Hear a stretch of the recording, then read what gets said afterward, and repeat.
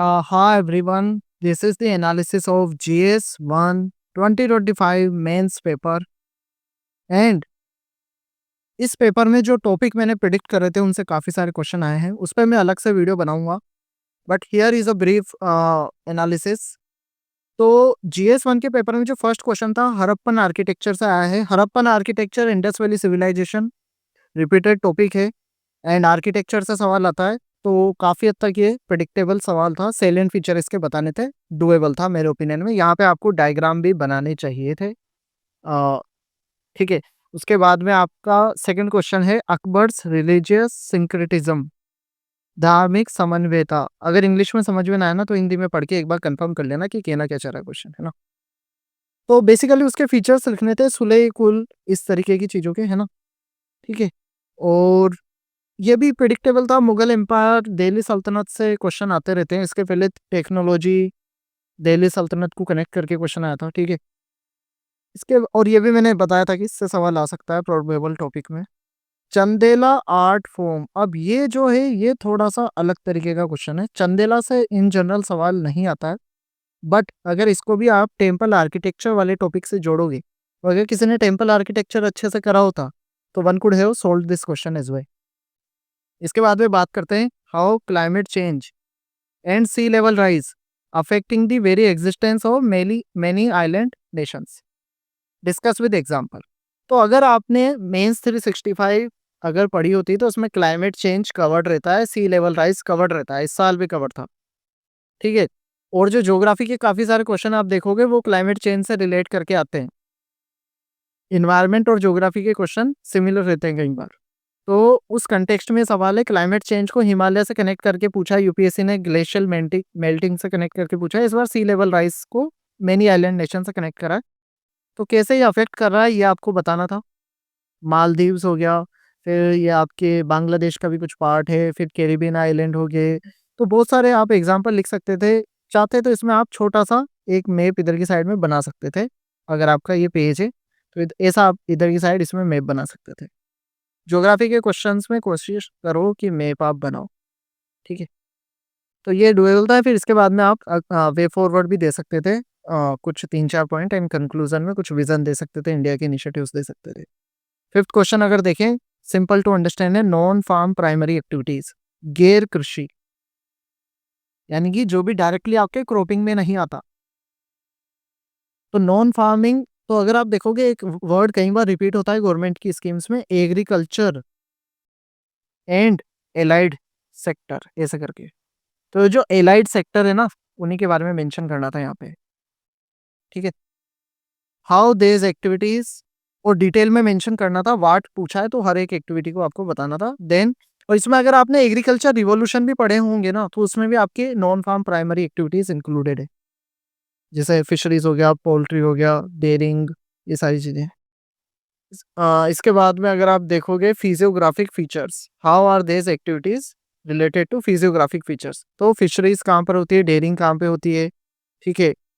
उसको कनेक्ट करके आप क्वेश्चन ये बना सकते थे। इसका आंसर यहाँ पे भी मैप बनाना था, यहाँ पे भी मैप बनाना चाहिए था। Discuss with suitable example. Then और एग्रीकल्चर तो अच्छे से पढ़ना ही था, तो उस हिसाब से भी क्वेश्चन है। सोलर एनर्जी पे पहले भी यूपीएससी ने पूछा है, मैंने भी लिस्ट में बताया था कि सोलर एनर्जी से आ सकता है। Ecological and economic benefit of solar energy in India, तो अगर किसी ने पढ़ा होता पीटी या इन जनरल भी, तो उसको ये पता होता है। ये क्वेश्चन इतना डिफिकल्ट नहीं था। सुनामी वाला था, तो देखो सुनामी आपके जो जियोफिजिकल फीचर्स हैं उसमें वैसे तो मेंशन्ड है। सुनामी पे वैसे इतने कोई क्वेश्चन पूछे नहीं है, यूपीएससी ने इस बार पूछा है। डिजास्टर मैनेजमेंट के पर्सपेक्टिव से भी अगर पढ़ा होता तो भी करा जा सकता था ये सवाल।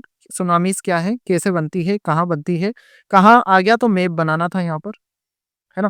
कॉन्सिक्वेंसेस क्या है इनके, ठीक है, ये आपको बताना था। फिर कंक्लूजन में आप सजेशन दे सकते थे, अलग से यहाँ पे सजेशन नहीं देने थे, इस पे ऐसे नहीं था इतना। तो स्मार्ट सिटी मिशन पे पहले भी यूपीएससी सवाल पूछ चुका है, मैंने भी प्रोबेबल टॉपिक में बताया था। तो स्मार्ट सिटी मिशन पे क्वेश्चन आया। यहाँ पे कोई रिसेंट अगर न्यूज़ थी तो उससे आप इंट्रो स्टार्ट कर सकते थे स्मार्ट सिटी मिशन का। कैसे ये एड्रेस कर रहा है issue of urban poverty and distributive justice. तो फीचर लिखने थे और उनको कनेक्ट करना था अर्बन पुअर्टी से, ठीक है, और डिस्ट्रीब्यूटिव जस्टिस से। उस तरीके से आप कर सकते थे। 5-5 पॉइंट, 4-4 पॉइंट आप दोनों के लिख सकते थे। यहाँ पे 4 पॉइंट और यहाँ पे 4 पॉइंट, और उसके बाद में आप कुछ इसमें इश्यूज थे तो वो मेंशन कर सकते थे, एंड देन कंक्लूजन में वे फॉरवर्ड। सिविल सर्विसेज के इथोस कैसे stand for combination of professionalism and nationalistic consciousness. तो सिविल सर्विसेज की जो फाउंडेशनल वैल्यूज आप GS4 में पढ़ते हो ना, उससे हो रहा था ये सवाल GS1 का। इसलिए कभी अलग अलग मत पढ़ना, इंटीग्रेटेड वे में पढ़ना, क्योंकि सवाल तो वैसे आएंगे इंटीग्रेटेड वे में। ठीक है, तो GS4 में जो जितनी भी वैल्यूज है सिविल सर्विसेज की, स्पेशली फाउंडेशनल वैल्यूज, तो 4-5 वैल्यू प्रोफेशनलिज्म से कनेक्ट करते थे आप, और 4-5 वैल्यू नेशनलिस्टिक कॉन्शियसनेस से कनेक्ट कर सकते थे आप। ठीक है, जैसे unity and integrity, human dignity, unity and integrity, human dignity यहाँ पे जोड़ सकते थे। टॉलरेंस की वैल्यू आप जोड़ सकते थे। ठीक है, पेट्रियोटिज्म की वैल्यू आप यहाँ पे जोड़ सकते थे। तो इस तरह की चीजें आप यहाँ पे रूल ऑफ लॉ,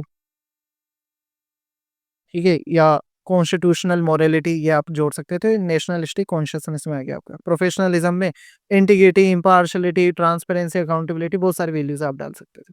उनको थोड़ा सा कनेक्ट करके एग्जाम्पल आपको डालना था।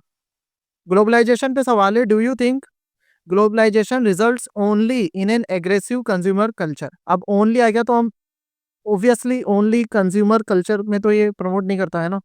ठीक है, बट पहले आपको ये बताना था कैसे कंज्यूमर कल्चर को प्रमोट करता है 4-5 पॉइंट में। फिर बताना था इसका कुछ अदर एस्पेक्ट भी है कि ये मिनिमलिज्म इसको भी प्रमोट कर रहा है, जैसे कि कंजर्वेशन, फ्राइडे फॉर फ्यूचर वाला मूवमेंट, उससे ग्लोबलाइज होके वो कनेक्ट हुआ। इको ग्लोबलाइजेशन आप कनेक्ट कर सकते थे। ठीक है, रिन्यूएबल एनर्जी को भी ग्लोबलाइजेशन प्रमोट कर रहा है। Spiritualisation being promoted by globalisation, ये आप कर सकते थे, है ना। ज्योतिराव फूले पे प्रीलिम्स में सवाल आए हैं। सावित्री बाई फूले पे आपके GS4 में सवाल आए। ज्योतिराव फूले पे सच बहुत कम सवाल है जो डायरेक्टली आए, बट हाँ सोशल रिफॉर्म मूवमेंट में अगर कोई सोशल रिफॉर्म मूवमेंट पढ़ता, जो कि पढ़ना ही चाहिए था, है ना, तो उससे ये सवाल हो रहा था, और ये मैंने मेंशन भी करा था प्रोबेबल टॉपिक में। इसके बाद में trace India's consolidation process. Post independence से जितने भी सवाल आए वहाँ पे मेनली कंसोलिडेशन प्रोसेस को पूछा गया है बार बार। तो अगर आप पोस्ट इंडिपेंडेंस वाला पढ़ रहे हो तो कम से कम कंसोलिडेशन प्रोसेस तो अच्छे से पढ़ते हैं। बस यहाँ पे इन्होंने इस बार क्या करा, कंप्रिहेंसिव टेक के लिए पॉलिटी, इकोनॉमी, एजुकेशन, IR, तो ये चारों डायमेंशन में इंडिया की क्या क्या उस टाइम पे पॉलिसीज थी, अगर वो भी आप मेंशन कर दोगे ना इसमें 4-4 पॉइंट में, मिनिमम 4-5 पॉइंट में, तो ये हो रहा था। इस तरीके से इसको आप कर सकते थे सवाल को solve. French revolution enduring relevance in to the contemporary world.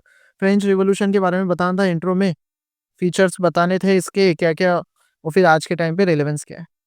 15 marker है ना, और मेन फोकस रेलेवेंस पे करना था। और ऐसे टाइम पे अगर आपको ये याद नहीं आना पॉइंट क्या लिखने, तो पेसल अप्रोच भी आप यहाँ पे इस्तेमाल कर सकते हो। बाकी ये क्वेश्चन तो प्रिडिक्टेबल था, पहले भी पूछ चुका है UPSC फ्रेंच रिवॉल्यूशन पे। Geographical explanation of distribution of of शोर ऑयल रिजर्व्स। एक्सप्लेन करना था कि क्यों वहां पे वो डिस्ट्रीब्यूटेड है ऑफ शोर ऑयल रिजर्व्स। ठीक है, और उसके बाद में how are they different from on shore occurrences, तो यहाँ पे तो टेबल बन जाती डिफरेंट वाले में तो। ठीक है, और यहाँ पे ज्योग्राफिकल एक्सप्लेनेशन है तो मैप बन जाता। अब आप कहोगे ऑयल रिजर्व पे सवाल कैसे आया, ऑयल रिजर्व पे तो पहले भी सवाल आ चुका है, शेल ऑयल पे सवाल आ चुका है, मिनरल ऑयल पे सवाल आ चुका है, ऑयल पोल्यूशन पे सवाल आ चुका है GS3 के अंदर। तो ऑयल तो रिपीटेडली UPSC पूछ रहा है। तो अगर डिस्ट्रीब्यूशन ऑफ नेचुरल रिसोर्सेस आप पढ़ते हैं तो उसमें ऑयल आपको कवर करना चाहिए था। बाकी ये मैंने प्रोबेबल टॉपिक में बता रखा था, उसमें मैं अलग से वीडियो लाऊंगा, और ये PYQ में ही PYQ से भी रिलेटेड है क्वेश्चन।